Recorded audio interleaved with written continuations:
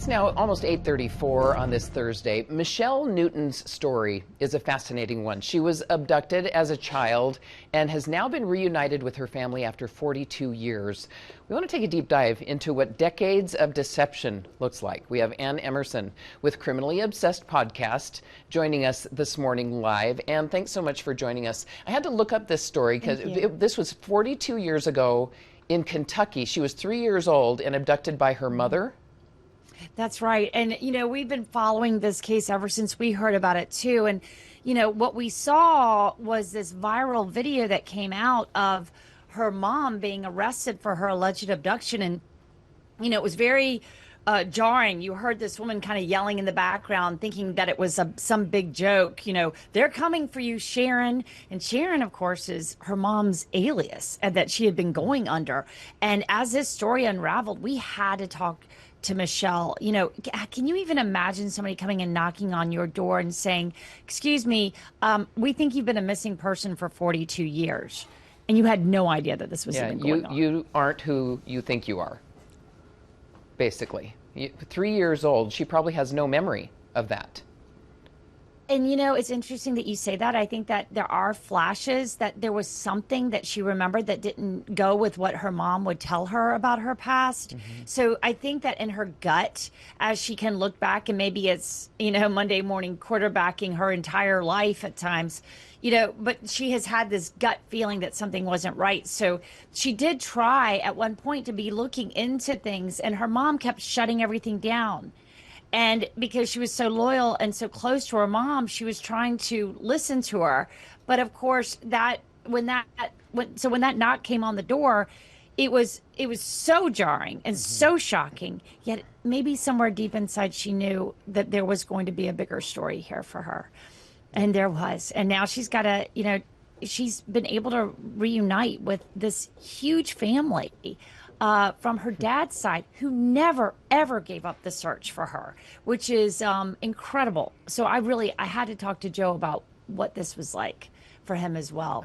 So these new interviews really shed a lot on this case, and there is more to come in this story. It's just the tip of the iceberg. How was she able to keep them hidden for 42 years? The false identity, but another state. How did she manage to keep it a secret? It's such a, as Michelle is learning. I mean, her mom remarried another man who also was kept in the dark, Wayne, who we've talked to in our series of interviews as well. And it was through lots of deception, using fake information, all of this Social Security information, all of these birth certificates, the information she had to keep from Michelle so that she wouldn't know. And of course, as you can even imagine, like, this trail of false documents is a nightmare for Michelle. She has to try and reconcile these identities. And if anybody's spent any time in any of the DMV offices in your life at the Department of Motor Vehicles, just trying to get in that line is a nightmare. So I've talked to Michelle about what she's trying to do now, and she's working very hard and diligently to make things right. But, we are a generation on now, I mean, she has to figure out what was happening back in the 80s. And some of those documents, she'll be lucky if she can even find. Well, the investigative part of this is fascinating as well. How did they track her down and ultimately confirm her true identity? That's a part of the story that I want to keep on digging into, honestly. It is fascinating because from what I understand, it was through AI facial recognition, and there's a tipster that came forward. And when the tipster came forward and finally got the attention of police were able to start putting these pieces of the puzzle together. And it was through that technology. It was probably not even gonna happen until now. That piece of the puzzle wasn't even gonna fit until now, until that technology was available. But it was also this dogged pursuit of a tipster who has remained anonymous, who wanted to show police what what they were seeing in these photographs and how it lined up. And as soon as they saw it, they were able to go to Michelle, start doing a DNA test, see if it actually worked, and get her mom under arrest for this alleged abduction.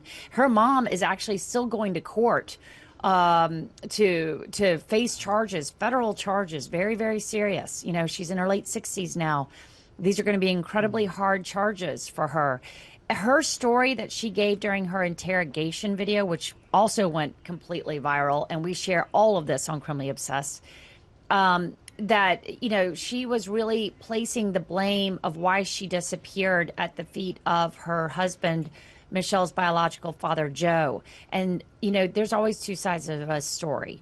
And I needed to hear what Joe had to say. And I think when you hear his interview, you will hear another side of what was going on all along. And that's why we must keep investigating this. Okay. And you've talked to Joe. What does Michelle say publicly about what happened and being reunited? Oh, I mean, just to see them together is so incredible. She has embraced this side of her family with Joe.